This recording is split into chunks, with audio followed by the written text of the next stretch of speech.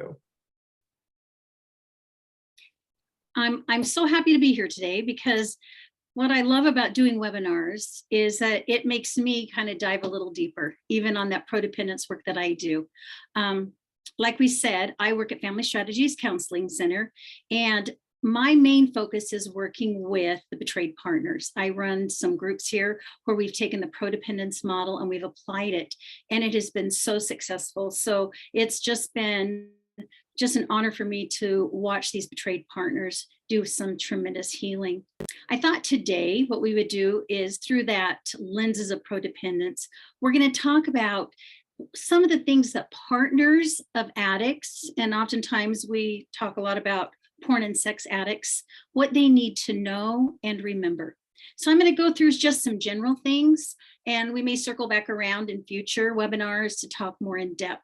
So I'm going to go through about 7 points that I want those that are dealing with betrayal or suspect they are to remember. So the first point I want to talk about is that you need to learn to trust your intuition. By that, I mean that if you have suspicions, they're most likely real. The problem is that oftentimes when you are dealing with somebody who's got an addiction, as you know, there's a lot of gaslighting, a lot of avoidance, a lot of disconnection. So it's difficult at times. So let's talk about some things that you might notice. One of the things you might notice is that while it's normal to minimize some disconnection in our relationships, you're going to notice a greater degree of disconnection. So that might look like your addict partner spending a lot of time on their computer. They might spend a lot of time at work where they can have access to a computer and be alone. So pay attention to that. You might notice that when they're on their computer, they change screens really quickly, or they shut it rather fast. And you might come across even hidden email accounts that you weren't aware of, or you might have a partner who's on their phone a lot. So notice that type of a change, maybe in behavior, like I talked about. The other thing is you're going to notice maybe changes in attitudes regarding your partner. And in these times where you're still questioning whether or not you're dealing with something more serious like an addiction. So by that, lots of times these betrayed partners have shared with me that they, now looking back on it, realized that the partners were acting differently. They were more secretive, more private, even more irritable with them and with the children if they've got children, more withdrawn. They may not be as social as they used to be. And so they begin to feel like maybe when they approach their partner, they're not getting straight answers anymore. So that's another sign that might indicate that something's going on. Another one is, like I mentioned a little bit before, is there feels like there's some a disconnection.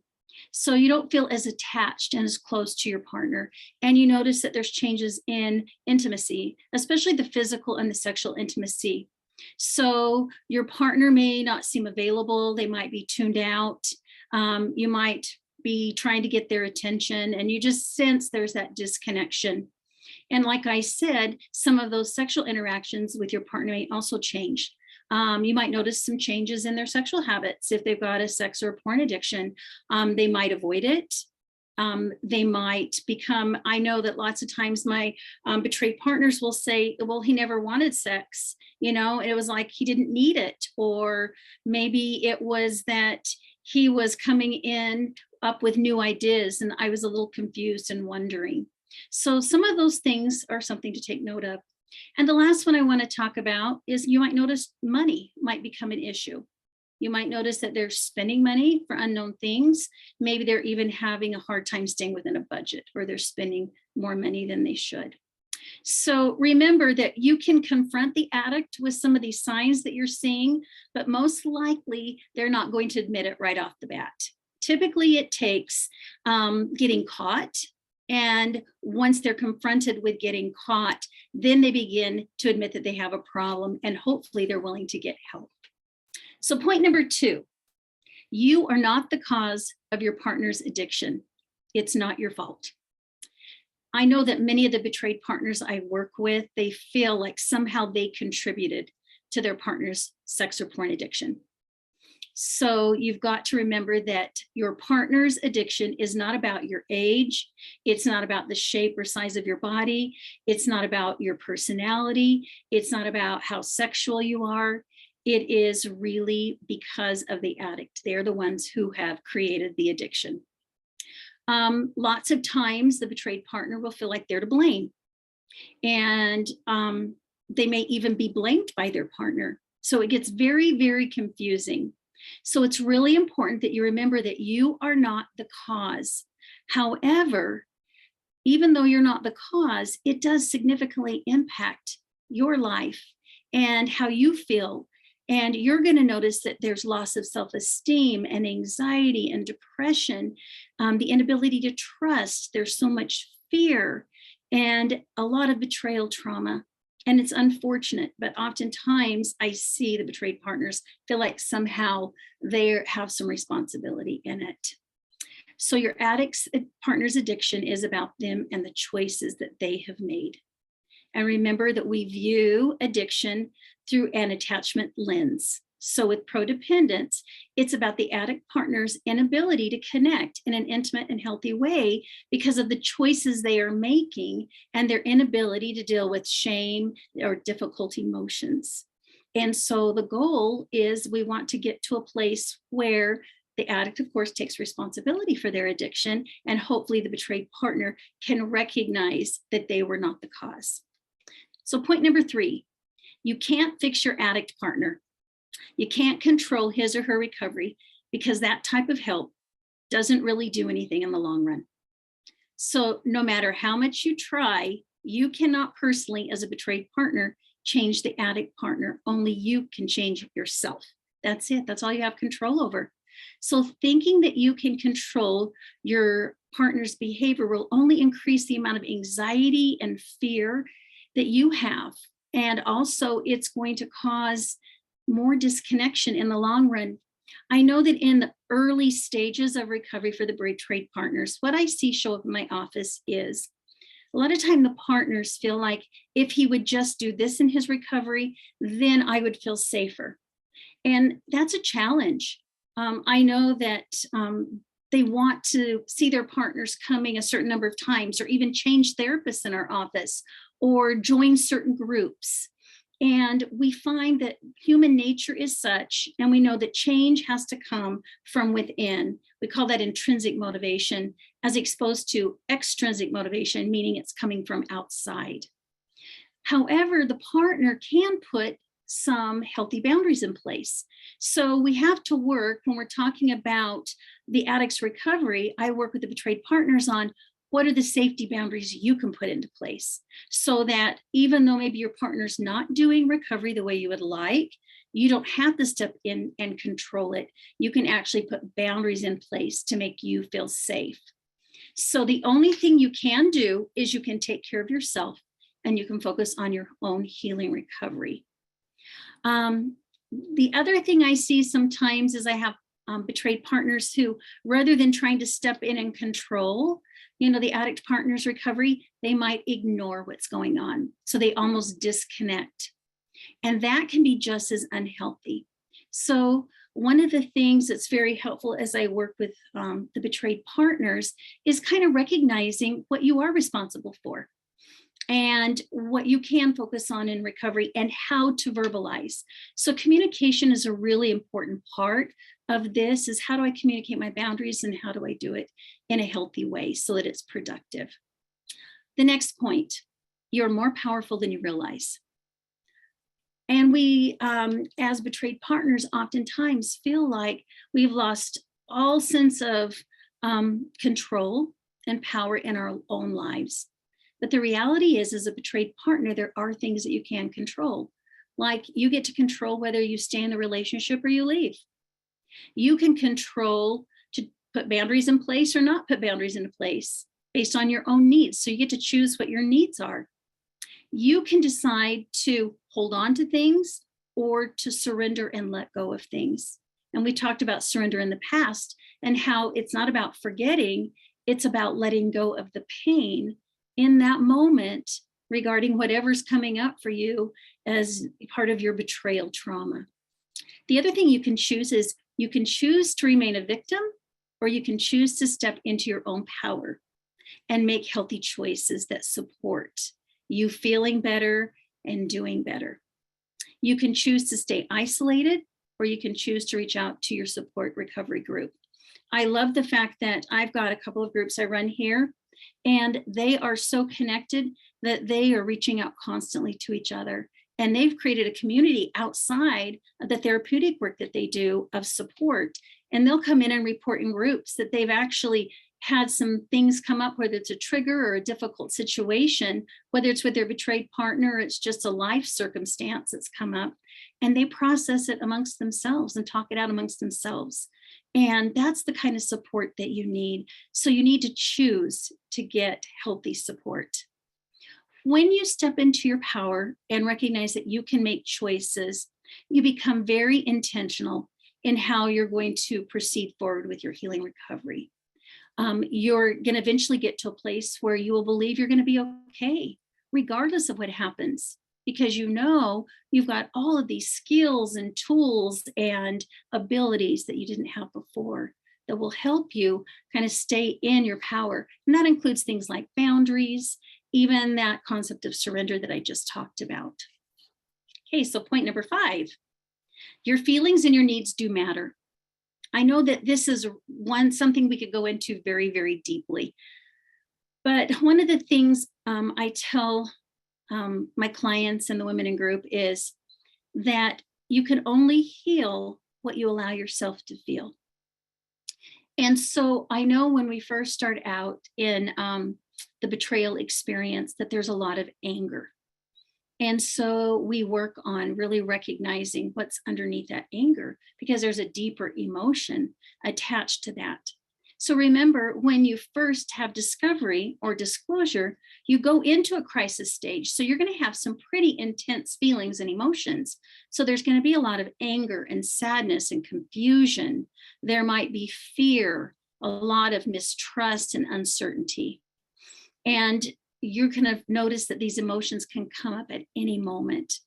I do have some clients that it's what they do with those emotions that's really important. So we start working on, in that crisis, how can we get regulated, and how can we deal with those emotions?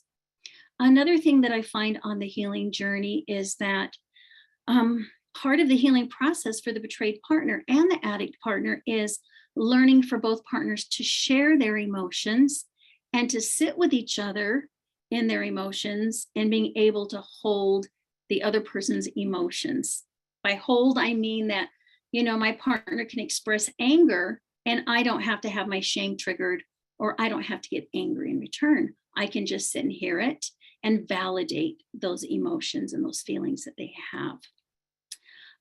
It's important to allow yourself, right, to kind of really break down things like fear. We even go through and we kind of pull apart the fear cycle, right? What is it you fear? And then we look at, okay, when you're in your fear, what behaviors do you go into? What are the actions you take? And so we notice that there is some controlling behaviors that betrayed partners will go into, as well as, I call them we call them kind of those behaviors where you kind of let go and you just kind of have no control.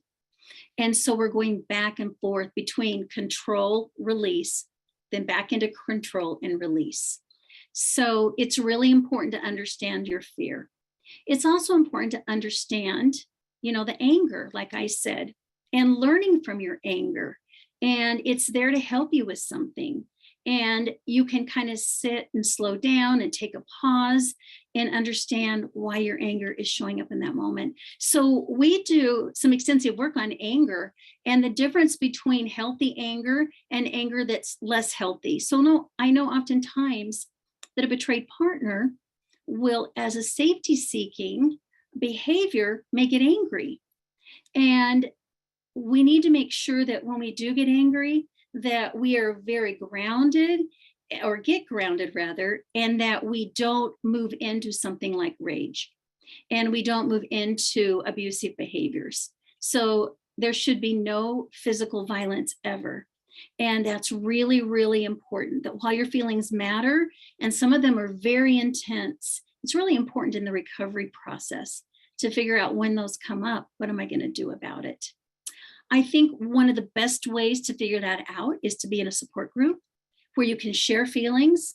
I know that many of the women coming into our groups have felt like they've never had anybody to talk to before about this. And for the first time, they can really share how they're truly feeling. And there's no judgment. And there's people who can relate to what they're feeling. And there's other people who can help them, determine how they might work with those feelings. And so it's a really great way to have somebody to always turn to when you don't know what to do. The other thing is, I think it's also a good idea that you find a support group even outside of maybe your betrayal recovery group. And we always talk about healthy support because we know that when we find healthy support, it helps us to co-regulate our emotions. So I tell my clients quite often, find specific people for specific things. And I've mentioned this in the past. So I know that when I'm really emotional, I have a friend who's really regulated and very logical. So when I need help in getting my emotions under control, that's who I turn to. I had another friend when I went through betrayal that she was the one that I felt so safe with that I could literally cry and break down and show up that way in the most vulnerable, raw state. And then I had another support person that had gone through the process that I was going through, and they gave me hope in those days where I didn't think life was ever going to get better. So it's so important that you can turn to people for support and you can get your feelings validated and you can figure out what you need in that moment because your feelings and your needs really do matter. The next point is you are worth it. So you deserve to be loved and respected in your relationships. And while oftentimes the betrayed partner can go into shame about maybe some of the safety seeking behaviors that they've done, and that they feel like maybe it's created to disconnection in the relationship, your partner's choices and even the mistakes you made, they don't define your value. And I know it's kind of hard to separate that. And so we do some shame work in group to identify kind of what, healthy shame is, which I would prefer to call guilt, and unhealthy or toxic shame is. And so that's very, very helpful because it is that toxic, unhealthy shame that tells the betrayed partner and even the addict that you're bad and you're not worth it. And your partner is never going to love you and you're never going to get better. And when we can switch that around and have a lot of self-compassion, we can step into that belief that you are worth it. You're worth it as a betrayed partner to have your addict partner do recovery. You're worth it to set the boundaries that you need to put into place to create safety around the recovery process for you and for your partner as well. So it's really important that we separate the shame from that toxic, unhealthy shame from any guilt so that you don't constantly stay in that state. And then the last point I want to make is there is hope with the proper approach. I hear this often, weekly, if not several times weekly, that betrayed partners will often feel like there's no hope. Life is never going to get better. And they need to recognize that this journey is a painful process, but as long as they are actively participating in doing their healing recovery. And the way I see it done in a more effective manner is getting the proper help that you need. So that means having a support group where they understand the Prodependence approach. So it deshames you as a betrayed partner and some of the safety-seeking behaviors you go into, that you're not part of the addiction. What you're trying to do is reestablish connection with your addict partner. You're trying to be there to give them this loving support. And sometimes that's misconstrued as enabling, and we don't believe in that at all. We believe that what you're trying to do is to make sure that your partner is safe and secure. And eventually that comes. Life will get better. I'm proof of that because of the work that I did, and it was hard work. I've also said this in the past as well, and that is when I did my recovery work, there weren't CSATs around at that time. And there was nobody there. I kind of had to find my trauma therapist who had a lot of wisdom and knowledge and understanding, who helped me work through the betrayal and do my recovery. So hope comes as you do the healing work, as you implement and practice your tools, as you work through your betrayal trauma, as you get clarity in your boundaries, and you set them around the needs that you have, you hold true to them, you go through the surrender process. All of that starts to build hope. And as I see the betrayed partners healing in the work that they're doing, it's really wonderful when they finally get to that point where they're going, I'm going to be okay. I know that if something happens to me, whether my partner gets into recovery or doesn't, I'm going to be okay. And to me, that sounds like hope for the future. So I know oftentimes that when we are in those early stages, whether we're wondering if our partner has some type of an addiction, a porn addiction, a drug addiction, a sex addiction, that it can be really, really confusing. And oftentimes, as a betrayed partner, you lose sight of certain important things. And so I hope today that as I've shared some of my ideas with you, that'll kind of remind you and maybe even validate you if you're a betrayed partner. Or even if you are an addict listening to this webinar, maybe that's something that you can be aware of, and you can help support the betrayed partner in some of those areas that I talked about. Thank you, Debbie. Thank you, everybody, for being here. If you got here late, Debbie's talk today was on 7 things that partners of addicts need to know and remember, and I'm going to recap them for you. And I just want to say, as I recap, that all 7 of these have an exclamation point at the end of them.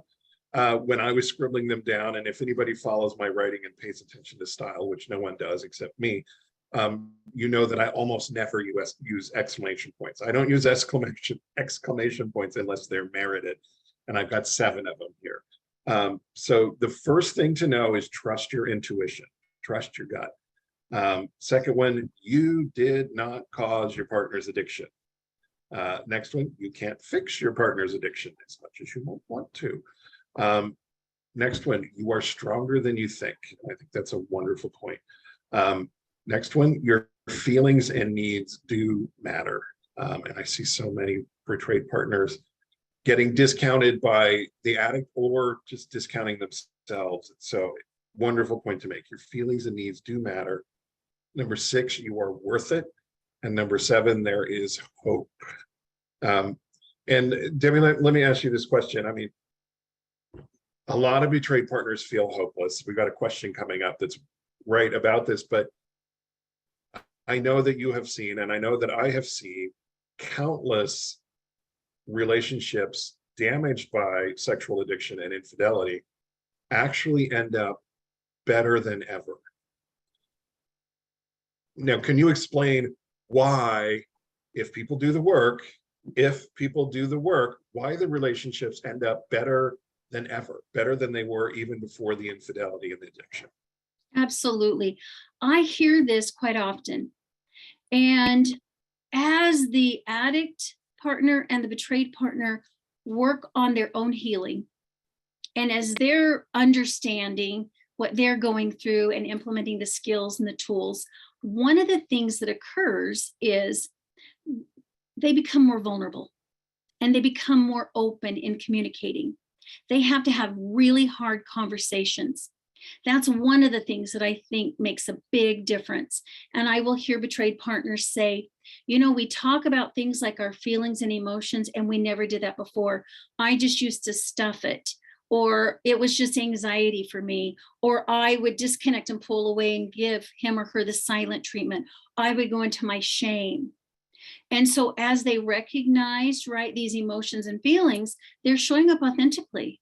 They're being vulnerable. So just like they are and they're practicing in their groups, they're then taking it and they're applying it to their relationships. So I believe that's one of the reasons why that we see those in recovery say, as they're now kind of reintegrating, kind of doing that sexual reintegration, or they're getting ready to leave our program, and they're no longer got the support of a group, and they'll say, hey, I just really feel like we have never been in this place before, ever in our married life.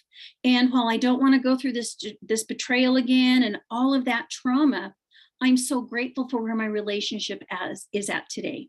So I think one of the reasons is that openness and that vulnerability and showing up authentically. The second reason, I believe, is because both of them understand boundaries, and they understand what a healthy boundary is and how to verbalize a healthy boundary, how to hold to a healthy boundary. That's really, really important. I think the other thing is that we can still get triggered by our partners. That's not going to go away. Even if, maybe you've never had betrayal, even if you're in a relationship, you're going to get triggered by your partner.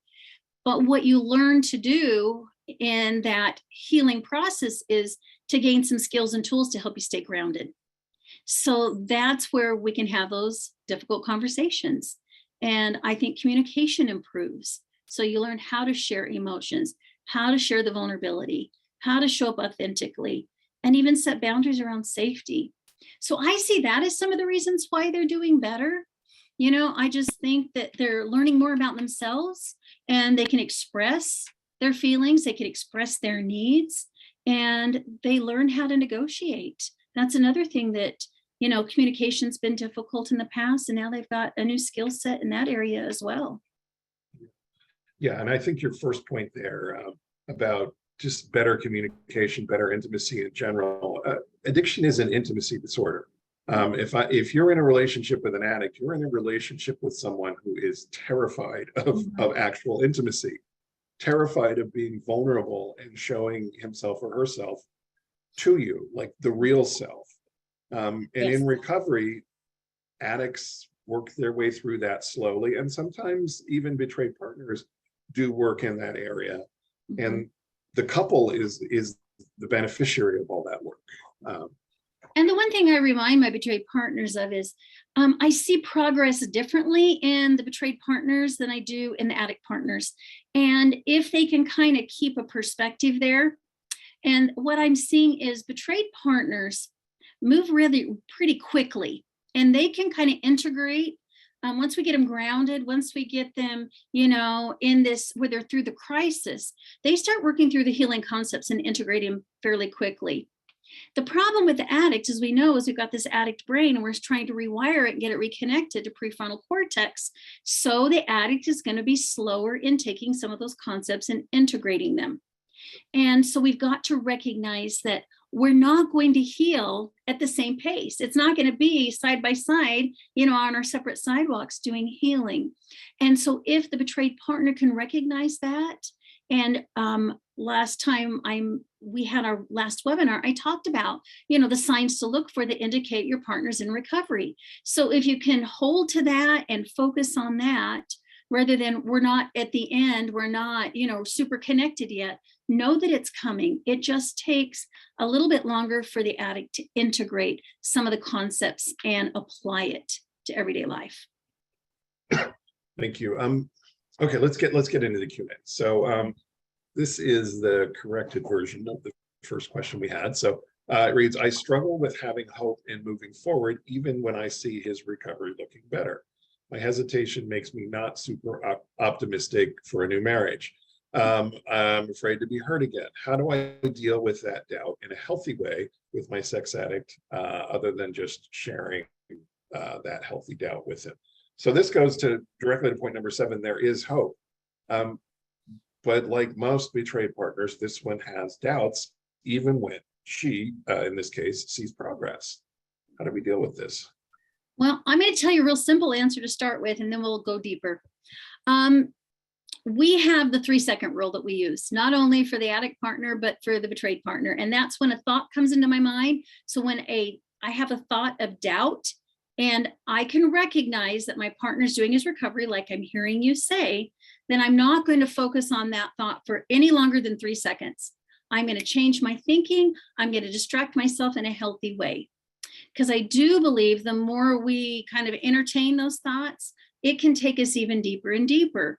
So a lot of the things that the betrayed partner is dealing with, and this is the deeper part of it, is, I've got this belief right now based on my experience that, my partner's not safe, or I might question, is my partner safe?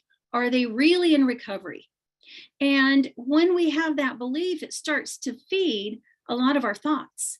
And I call it the monkey mind. And so we get into our monkey mind, and our monkey mind can take us down all sorts of avenues. Like I tell my betrayed partners, you've got to be so careful of your thoughts that are just, taking you down the rabbit hole, because they will take you so far into the past or into the future that, you've got your life planned separately and alone and divorced or whatever. And that's not a healthy place to be.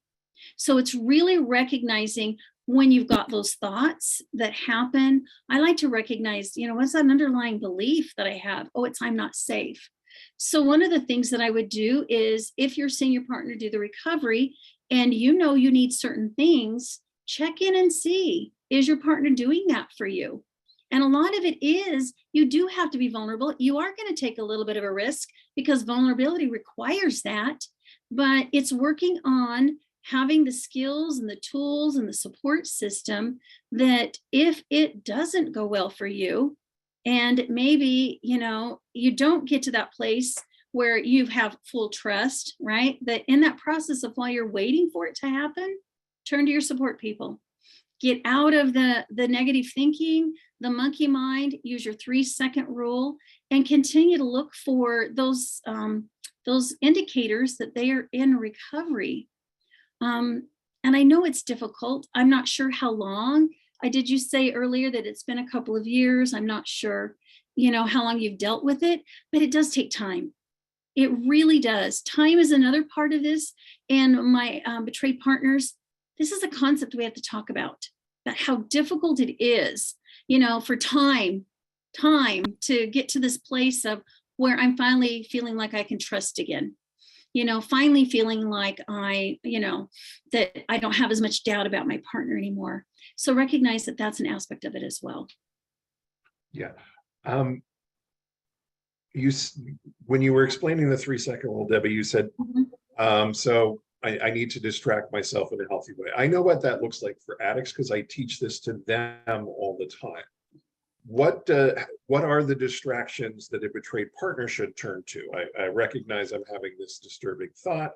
How do I get out of it? Where do I look? What do I do? Great question. So I talk to my clients and I say healthy distractions. Would that be I go out and I play with my kids in the backyard, right? And I really get back in my body. I'm fully present. Does that mean I go to my journal and I get it out of my body by writing it down? Right? So I'm not holding on to it. Does that mean that I go in and I listen to some music and do some breathing? Does that mean that I get in my car and because my favorite soda shop has this really great concoction that makes me feel so good in the moment, I go do that? Or I reach out to my support person that I can talk to, maybe talk through it and then let it go. Those are the kinds of healthy distractions that I'm talking about. A lot of it really is using your recovery tools. Okay. Yeah, it's for people out there who are familiar with the circle plan. I always tell my guys, go to the green circle, the outer circle, the healthy stuff. Call your sponsor, call your friend, play with the kids, take the dog for a walk, clean the house. Whatever. But yeah, just do something other than sitting there for the addicts, it's the sexual trigger. So yeah, I'm glad that it works kind of the same way with even a similar set of go-tos. Let's just do something healthy and fun, preferably involving other people, like playing with the kids or things like that. So thank you. Okay, next question. In regard to point number one is trust your intuition. How do you know when you are paranoid and when your gut feeling is telling you the truth? I think that's a really great question. I'm going to tell you how I learned to tap into my intuition and what I teach my clients.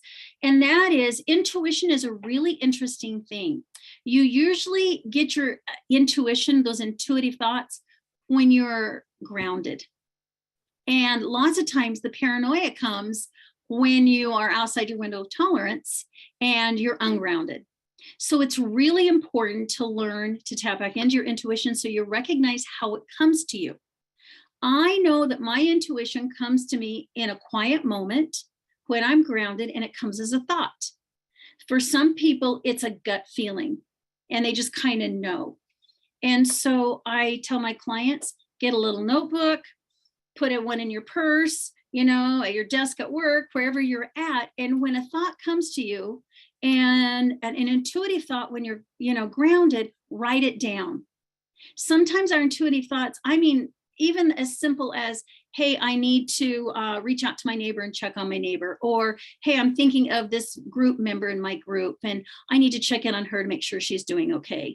Whatever that is, write it down and then act on it and start stepping into the behaviors that go along with that thought, because you're going to start to see how your intuition is really kind of guiding you in a positive way, or it's giving you information you need to know to be safe. And so I think that one of the aspects is recognizing how it comes to you. So that's one way to do it. Okay. Is a gut feeling? What's your gut feeling telling you? So even journal in that little book. Hey, I've got this intuitive feeling in my gut that this, and this. Write it down and then go back to it. Keep checking it. The other thing I tell my clients is find out how you receive your intuitive feelings as far as times of the day and night. We all have our intuitive impressions come to us. For me, I'll wake up in the middle of the night and have a thought, and I go, oh my gosh, that's the answer. Or, oh yeah, that's what's happening here. I also, first thing in the morning, if I'm quiet, it'll come to me. Some people say it's in the shower or driving down the street in the car, or it's when I'm sitting and doing my meditation and listening, to the music and breathing. So I believe that the difference between the paranoia and the intuition is, our intuition gives us answers that helps us to move forward, to create that safety and understanding, and to stand in our truth too, especially when it comes to working with a partner who's got an addiction, right? And I'll tell my clients, if your intuition's telling you something is up, and you verbalize that to your partner and they say, oh, no, there's nothing there, you're just being paranoid, then your response to that is, I understand that you feel that way. However, I'm going to stand in my intuition and what I feel is true. And we can do it very grounded. And then eventually, like somebody said in my group this week, eventually you find out, eventually the answer comes one way or the other. And I thought that was pretty profound. Yeah. I like you said, certain times of day, I always wake up knowing, if something's been bothering me, I'll just wake up and I'll be like, oh, it's just there. And it's knowledge. It's not a thought, it's knowledge. Like I know. But the other thing I do encourage people to do, and you kind of touched on this, was reality check. My gut is telling me this. Ask your therapist, ask your sponsor, ask your support network. They'll tell you. Don't ask your betrayed partner. Betrayed partner might not tell you, but go to the people who will answer you honestly. Yeah, I think you're right. Or I'm not seeing that. But keep an eye out. Here's what you should look for. Things like that. So yeah, that's great. Okay, next one. Thank you for the information. I am 3 months from finding proof that my spouse is a porn addict. And that the porn addiction had really escalated. I did trust my gut, and that is how I found out. 17 years together. If I am not controlling and monitoring, how will I know he is in recovery and stopping the behavior? Great question. He sees a non-CSAT sex therapist because there are few CSATs in our area. How I wish we lived somewhere else. What else can I see that will help me feel he is recovering? So how do you know? You talked about this in your previous session, I know, but maybe you can give a recap. Yeah. Well, you're early into it. You're 3 months into it. And so at this point, I just want you to know that, sometimes it's really, gosh, there's so many ups and downs and fears, and, there's just so much going on for you. And I'm so glad that you listened to your gut and that's how you found out, because that's just so important. And I know at first when we're kind of trying to find stabilization, one of the ways the betrayed partner tries to do that is they do that by watching what their addict partner's doing. If I see my addict partner, bringing out his workbooks and working, and I see him working, if I see him making this number of appointments with his therapist, into the future, if I see him going to a group or joining, SA, or they're looking at their partner, because that's where they're hoping that, okay, I can trust he's in recovery. He really means he's going to get this fixed, rather than he's still doing it and I just don't know. So it's unfortunate that you don't have a CSAT therapist in your area. I do want to plug the Sex and Relationship Healing. They have some great groups that he could join that are run by highly professional, well-trained therapists.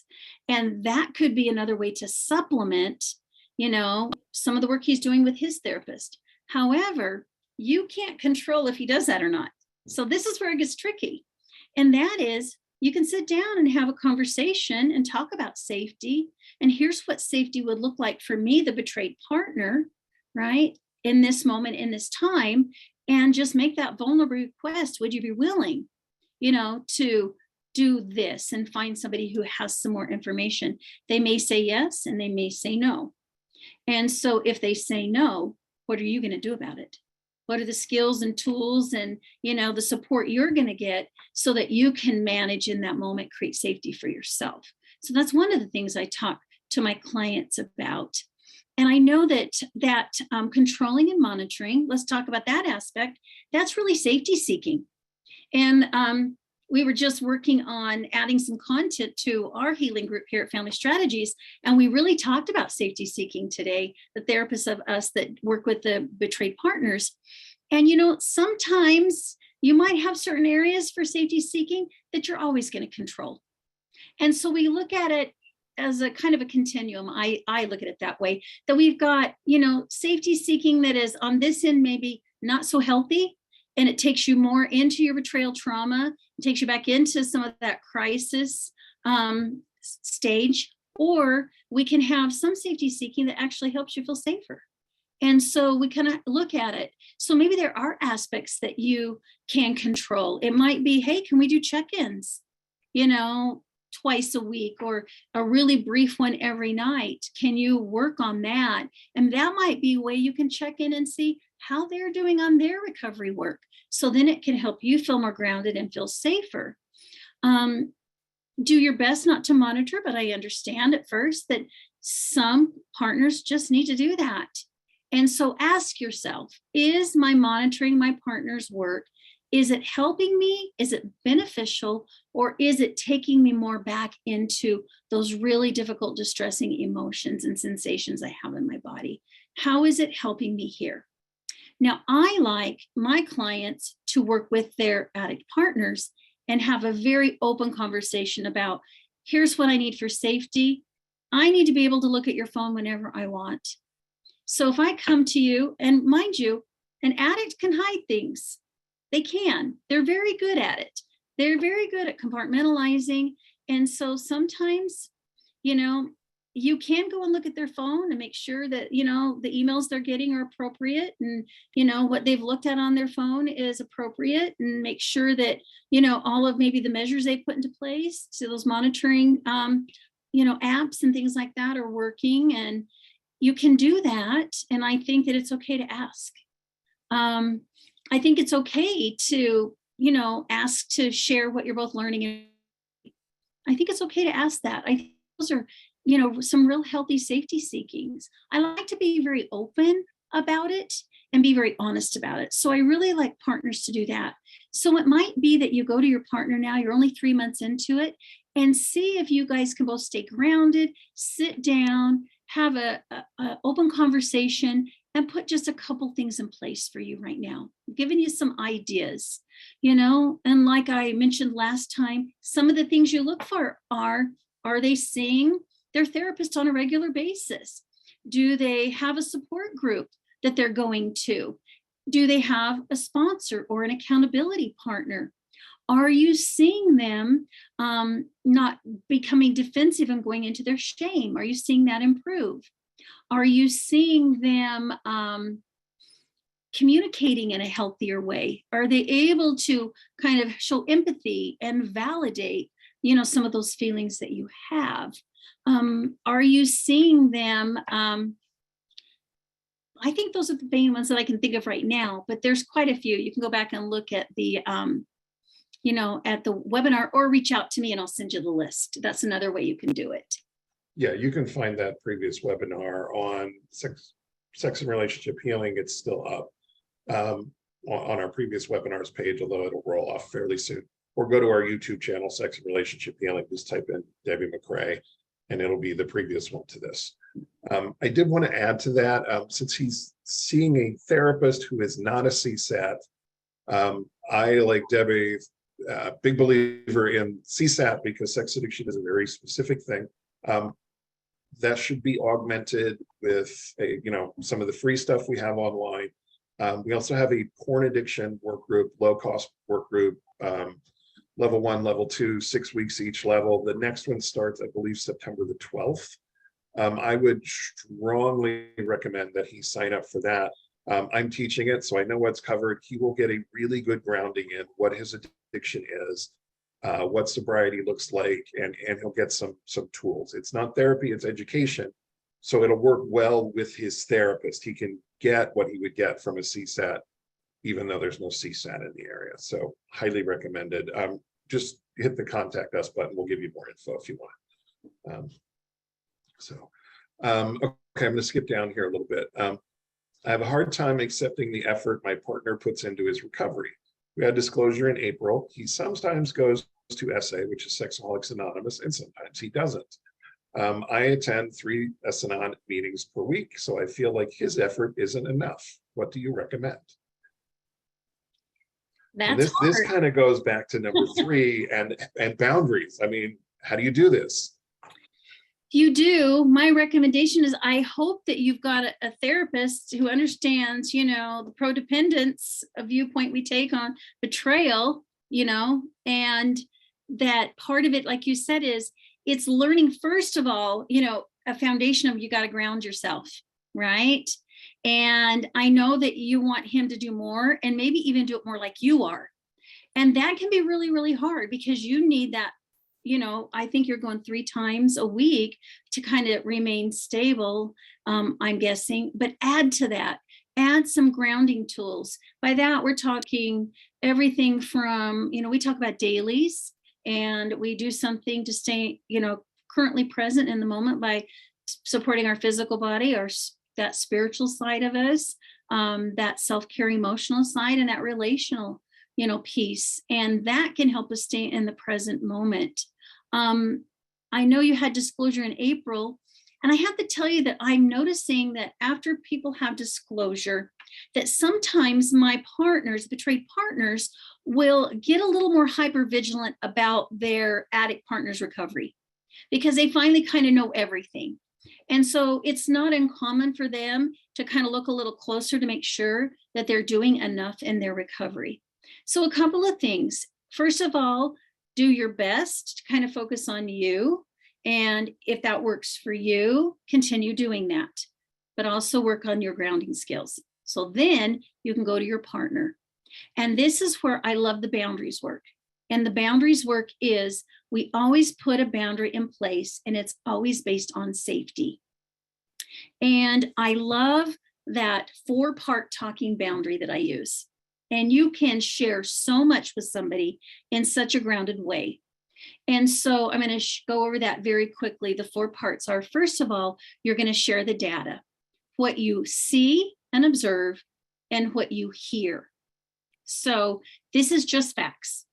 Then it might be, when I see you only going to your SA meeting once a week and sometimes not at all, then step 2 is I share what I think about that, or the story I go into, or the thoughts that I have. So when I see you only going to your SA meeting once a week and sometimes not at all, the story I start telling myself is I'm wondering if he's really in recovery.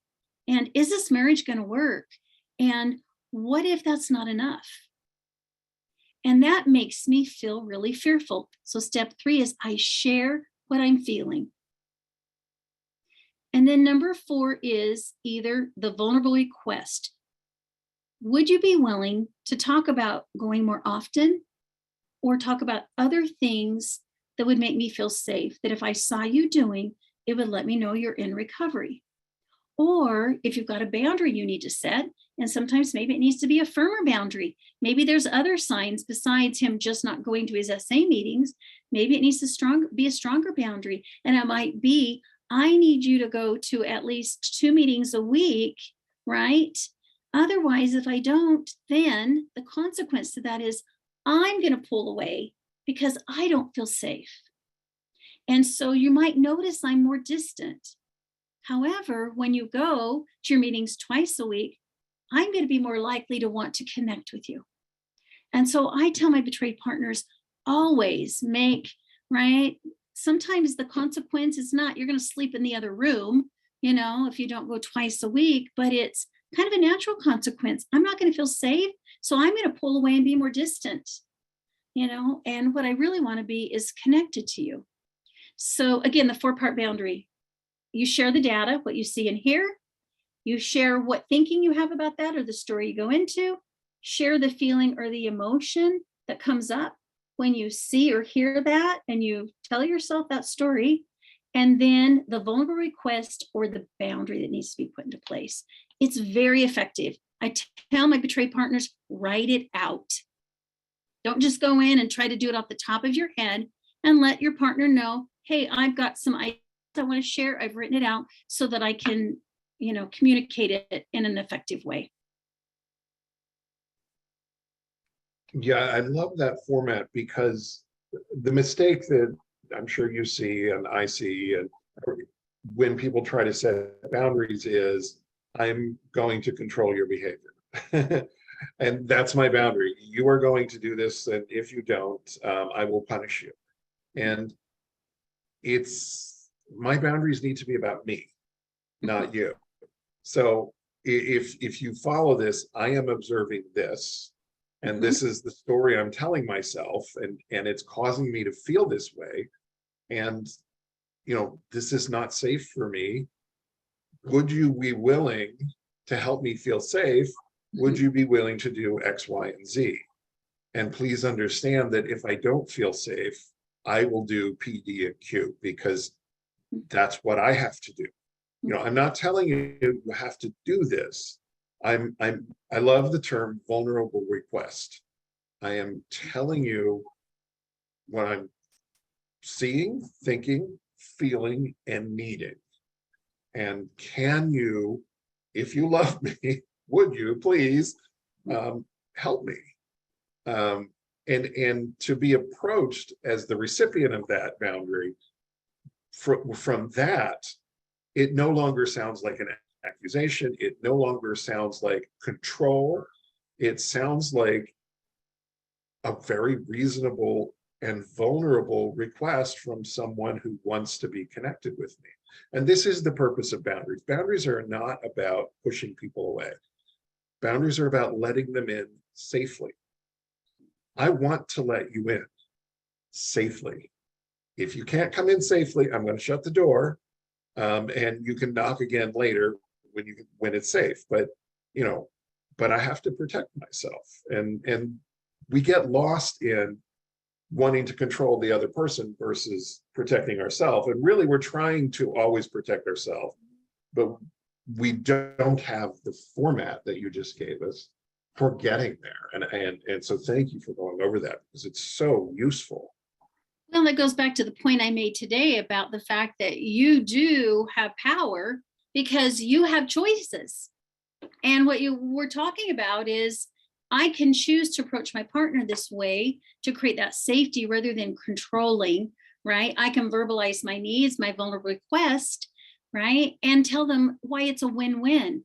I talk to my betrayed partners about make it win-win, because if they can see that I'm doing this because I love you and I want us to work, I want this relationship to work, Otherwise I wouldn't be asking this. And if I'm safe and I see you doing this, it would make me really feel safe. Then I'm going to want to be with you. I'm going to start trusting you. And I wish couples could understand that early in recovery, but it does take a while to get kind of more regulated. And that's a really important concept. Yeah, this is not week one of healing. It's setting healthy boundaries. Can you repeat those 4 things to discuss when I don't see him doing as much recovery as I like? So can you run through that again? Are we talking the talking boundary? You want those repeated? Yeah, I think it's the Okay. 4 parts So to boundary. what you're going to share is the data, I call it. These are only the facts. So it's what I hear my partner say, what I see my partner do. I tell my clients be very careful on that, because sometimes we interpret what they're doing and saying. No, it's just as if you were watching a video. This is what you would hear them say, see them do. Second step, you're going to share, when I see you do this or I hear you say that, then I start telling myself this. So you're going to share everything that's going on internally with you. I'm telling myself he's not in recovery. I'm thinking the marriage is not going to last. The other thinking I have is that you really don't love me. And when I see that, hear that, and think that, then I feel so fearful. I feel so sad, right? Or I feel like you don't care about me because you're not going to recovery. It's another story I'm telling myself. It makes me sad. So would you be willing, to hear what I need for safety? And then you can open up a dialogue. Or would you be willing to go to your group twice a week rather than once, and do that consistently? Because that consistency would make me feel safe. And then I would want to connect with you more. Yeah, I just want to read this last comment. That is so helpful. Thank you. Oh. I don't want to feel like I'm controlling him, and this format definitely gives a different feel. It absolutely does. It gives a different feel when you're delivering it, and it gives a different feel when you're receiving it. Yeah, and I also want to say it's so interesting. I tell my clients, what we're trying to do is share your internal experience. And, we talk about I statements. I mean, I just told you how to do I statements, and it's going to sound very natural, because what we do sometimes when we're fighting for connection, right? We're saying things like, when you do this and you do that and you never and you always, we're adding to that connection. But when I say, I tell myself that when you do that, this, right? It's so different. It's so much easier to hear. Mm-hmm. Yeah. And so much more effective in the long run and the short run. So we're out of time, everybody. Thank you for being here. Thank you for great questions, Debbie. 7 things partners of addicts need to know and remember. Brilliant. And I know we're going to get a ton of watches on YouTube because so thank you for your time as always. Everybody, Matt will be here next week. I think Tammy's going to be filling in for me next week, so she'll be with Matt next month. We'll all be on our normal schedule. So we'll see you then, and have a great weekend, everyone. Bye, everybody.